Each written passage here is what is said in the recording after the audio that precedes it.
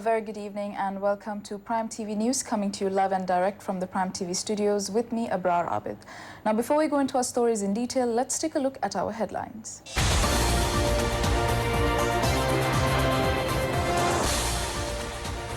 President reaches India on his first state visit. Applications for main positions in state institutions will be received until the 18th of next month.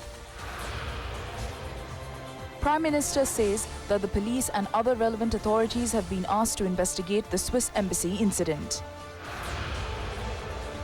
Hong Kong condemns the US President's stance on the Hong Kong Human Rights and Democracy Act.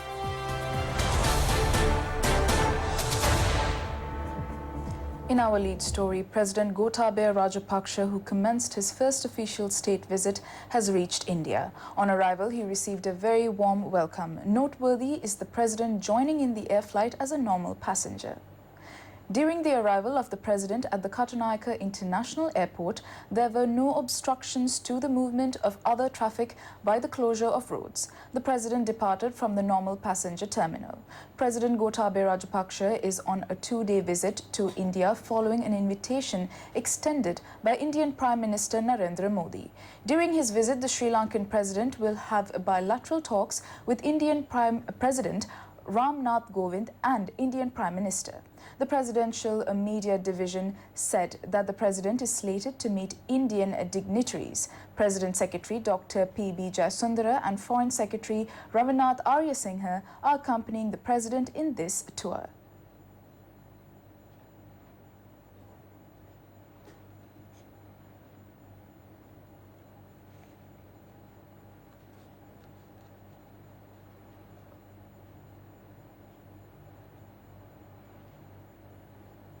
In more local news, the President's office has informed that recommendations on professionals who are talented and with suitable qualifications for state institutions be submitted to the committee appointed in this respect before the 18th of next month.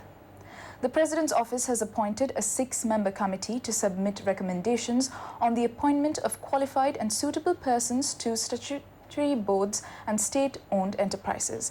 The committee has been appointed on directive of President Gotabaya Rajapaksa. The committee, headed by senior public officer Sumit Abe Singha. The other members of the committee are Susantha Ratnayaka, Dr. Nalaka Godaheva, Diane Gomez, Dr. Prasanna Ganesena and Professor Jagat Valavatta. In more news at home, Prime Minister Mahinda Rajapaksa says that the police and other relevant authorities have been asked to conduct an investigation into the incident where a female employee of the Swiss embassy in Colombo was forcibly taken into custody. The Prime Minister said that although the police has not yet received a complaint regarding the matter, they have been informed to carry out the investigation.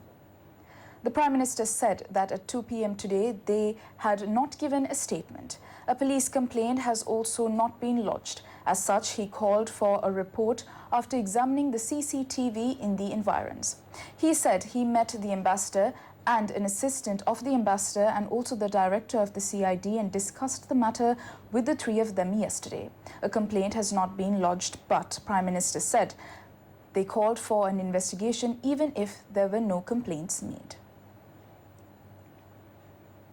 In more local news, 4 suspects arrested for allegedly vandalizing several Buddhist statues in Mavanala area have been further remanded till the 12th of December. The Mavanala magistrate delivered the order when the suspects were produced before the court today.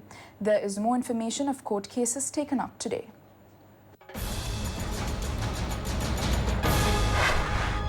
During today's hearing, the magistrate had granted permission to the request made by the Criminal Investigation Department to probe the SIM cards used by the suspects in this case. The 14 suspects, including 3 women, were taken into custody following the investigations carried out early this January. Interrogations into these suspects, who were arrested last December, had led to the seizure of 100 kilograms of explosives in the Vanathavilluva area.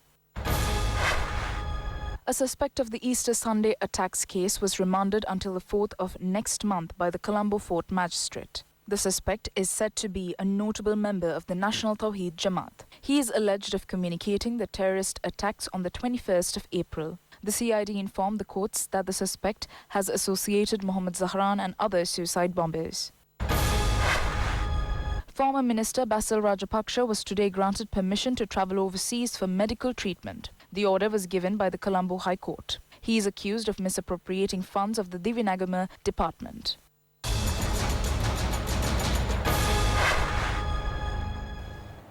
Urban beautification and environmental protection programs are being implemented island-wide. A program was launched for the cleaning of the Bhagavantalava town with the participation of a large gathering. It was jointly organized by the Bhagavantalava police and the Novod Pradesh Sabha. Three-wheeler drivers within the town, the business community and the residents contributed to this task. A program was also launched to clean the environs of Kalaniya with the participation of a large gathering. It was mooted under the guidance of the OIC Kalaniya Sudat Valpola. It was organized on the instruction of the Western Province, DIG of the Northern Division Deshabandhu Tinnukon and the Kalaniya Police Superintendent Dias. Another program was held with the intention of maintaining Bakamona as a beautiful town. Urban dwellers participated in this program. 30 young men and women together made a beautiful painting around the main bus stand. The Bakamona Police and the Pradesh Sabha sponsored the event. Also, another program was launched to clean up the Kantale town under the urban beautification and environmental protection effort. It commenced opposite the Kantale police. More than 500 persons from units such as the Civil Defence Force, the Kantale Pradesh Sabha and the Youth Services Council contributed to this program. Speaker Karu Jayasuriya, directing a missive to the United National Party, has informed its General Secretary to inform him of the stand of the party with respect to the post of the opposition leader. 57 parliamentarians representing the United National Front handed over a letter to the Speaker last afternoon requesting him to appoint parliamentarian Sajid Premadasa to the post of the opposition leader. The Speaker's office announced that a copy of this letter has also been directed to the party's General Secretary. The Speaker, directing his attention on the request made by the 57 MPs, has called on the United National Party to inform him of the party's stand. Two different opinions had been put forward with regard to the post of the opposition leader. One faction says that Ranil Wickremesinghe should be appointed as the opposition leader. The other faction has made a request to appoint Sajid Premadasa as the opposition leader. The Speaker has informed the United National Party General Secretary to discuss the matter with the other members of the opposition and arrive at a consensus and inform him of their decision. Thereafter, the Speaker would announce at the next parliamentary sittings as to who is the opposition leader according to parliamentary traditions. The Speaker's office said that thereafter the opposition leader's post will be effective. In more news at home, officers of the Executive Committee of the Government Medical Officers Association met former President Maithripala Sirisena this morning. Expressing views after this meeting, Secretary of the GMOA consultant Dr. Haritha Alutge said that the association pledged its support to the former president for whatever portfolio he served in the present government. The officers of the Executive Committee of the Government Medical Officers Association met the former president at his official residence at Mahagamasekara Mavata. Secretary of the GMOA consultant Dr. Haritha Alutge said that the GMOA has been requesting an authority to report despotic decisions and actions of the ministers for some time. The Secretary of the GMOA said that Maithripala Sirisena is the only president that heeded the issue by establishing a presidential commission. The results of the commission are now being manifested. He commended for the former president on it. Dr. Haritha Alutge said Maithripala Sirisena prevented several major corruptions in the health ministry. Rajitha Senaratne was attempting to create a monopoly over cancer drugs. Secretary of GMOA mentioned that the cancer drug agreement backed by the previous health minister would have inflicted the government a loss of 50 billion rupees. In more news at home, the Presidential Secretariat has emphasized that legal actions will be instituted against those who are tempted to misuse the name of President Gotabaya Rajapaksa for various benefits. It has been reported that some fraudulent individuals and groups are trying to exploit the public by misleading them, claiming that they have close relations with President Gotabaya Rajapaksa. It has been revealed that they are trying to mislead the public by saying that they can help in granting appointments in various positions and tenders. The Presidential Media Unit points out that there have been instances where some of these persons have even claimed to be able to influence the president. The president's policy is to always adhere to the accepted strategy and procedures. It is impossible for anyone to persuade the president to grant appointments or tenders outside this process. Therefore, the Presidential Secretariat requests the public not to be deceived by such fraudsters. The statement issued by the Presidential Media Unit stressed that strict legal action will be taken against those who use the name of the president to deceive the public. In more news at home, two differently able soldiers have begun a walk from Nagadeepa to Katharagama. They resumed their walk from Medavache today amidst the blessings of many people.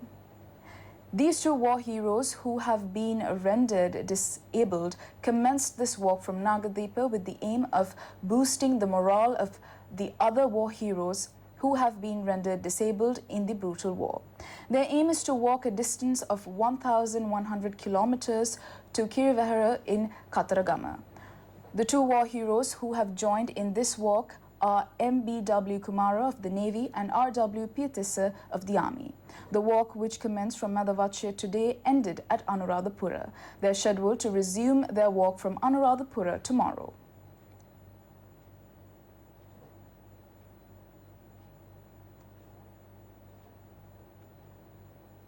Economic analysts point out that the positive impact on the national economy from the VAT reduction is greater than the revenue loss. Senior lecturer of the Department of Economics of the Ruhunu University, Nandasiri Kimbia Hitti, also expressed views on this matter.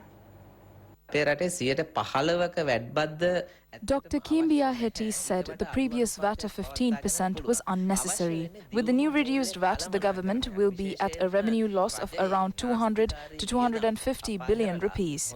But this can be recovered by meticulous financial management. Nandasiri Kimbia Hetty opined that unnecessary expenditures of the government should also be written off. Dr. Kimbia Hetty added that reduced rates will serve as an incentive to the businesses. The consumer demand will increase as the prices of the goods reduce. Dr. Kimbia Hetty highlighted that the expansion of the national economy that can be expected through the VAT reduction is immense. He said this decision of the government will also attract foreign investors while giving out a positive impression of the economy. Japan has been committed to the humanitarian mission of removing landmines in the districts of Mana and Vaunia. Japan has decided to donate 110 million rupees to the Mines Advisory Group to assist the removal of landmines in the north. MAG is an organization that has been successfully removing the landmines in Sri Lanka. The agreement was signed at the Japanese embassy. MAG Sri Lanka organization, along with the Japanese government, has removed around 12,000 landmines in Sri Lanka. The resettlement process in Mana, Mullaitivu and Vaunia has also been eased by the demining process. By next year, Sri Lanka is expected to be free of landmines.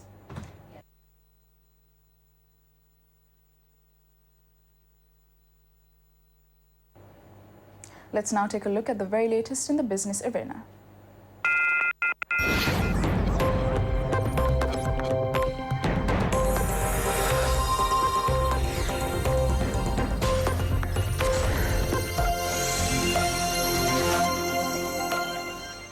Sri Lanka's stocks surged 1.6% in the first hour of trading after the government announced a slew of tax cuts that may help boost corporate earnings and demand.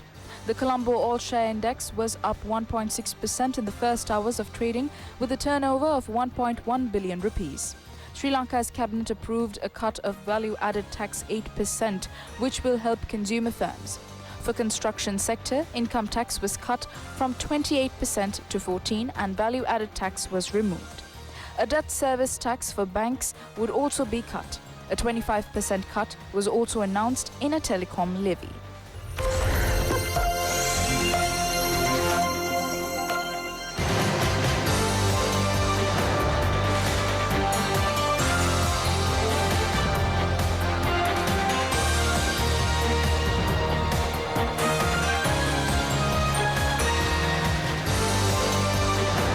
And that is all the news for today. Do join us again tomorrow for the very latest. For the Prime TV News team, I'm Abrar Abid. A very good evening and take care.